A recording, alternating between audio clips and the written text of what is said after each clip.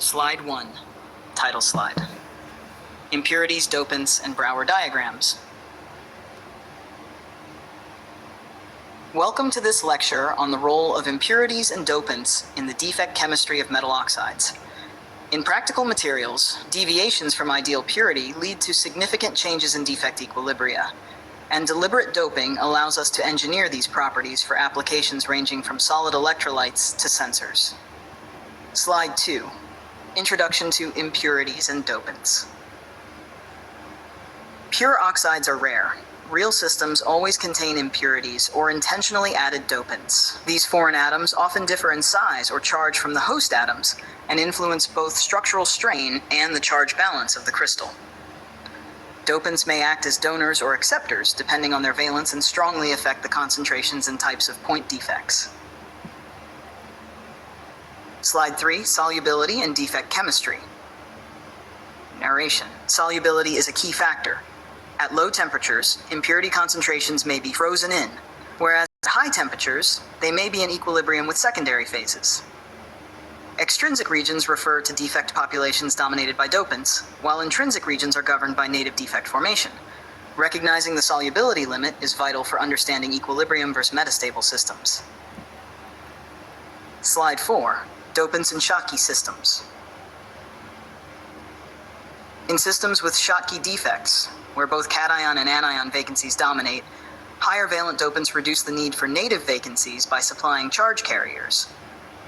This results in a transition from intrinsic to extrinsic regimes. Brouwer diagrams visualize this shift, where dopant-controlled extrinsic defect concentrations become dominant over native behavior.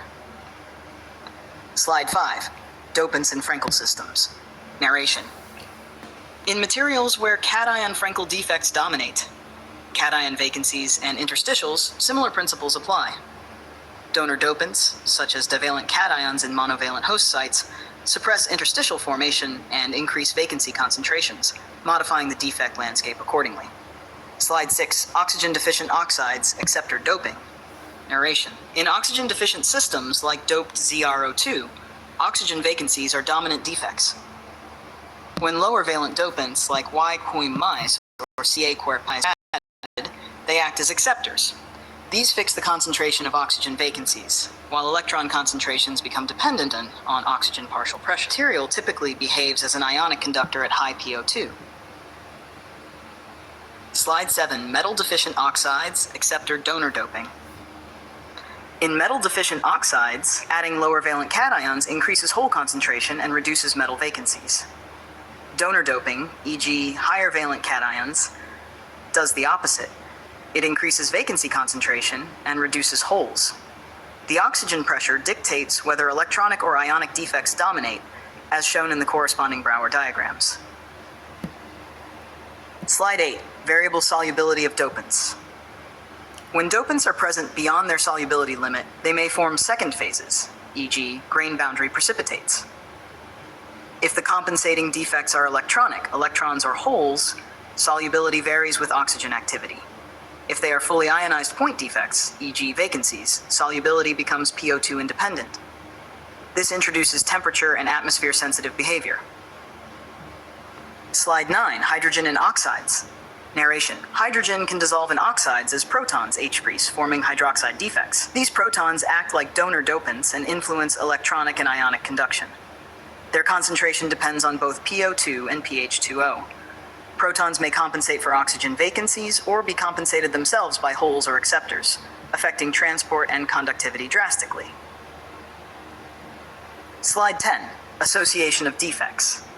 Narration. Impurities may form complexes with native point defects, especially via Coulombic interactions. For example, acceptors like /MLM may associate with oxygen vacancies to form stable complexes. These reduce defect mobility, impacting conductivity and diffusivity. Such associations must be considered in modeling transport and sintering processes. Slides 11 to 18, Brouwer diagrams, figures 4:1 to 4:8. Each of these contains schematic plots from the PDF showing log-log plots of defect concentrations versus oxygen partial pressure or dopant concentration. General narration. These Brouwer diagrams visualize how defect concentrations vary with oxygen partial pressure and doping. Key transitions are shown, from intrinsic to extrinsic regions. Changes in slopes indicating defect type dominance. Intersection points where charge neutrality shifts between defect species. These figures provide crucial insight into defect engineering strategies for functional oxide materials. Let me know if you'd like this narration embedded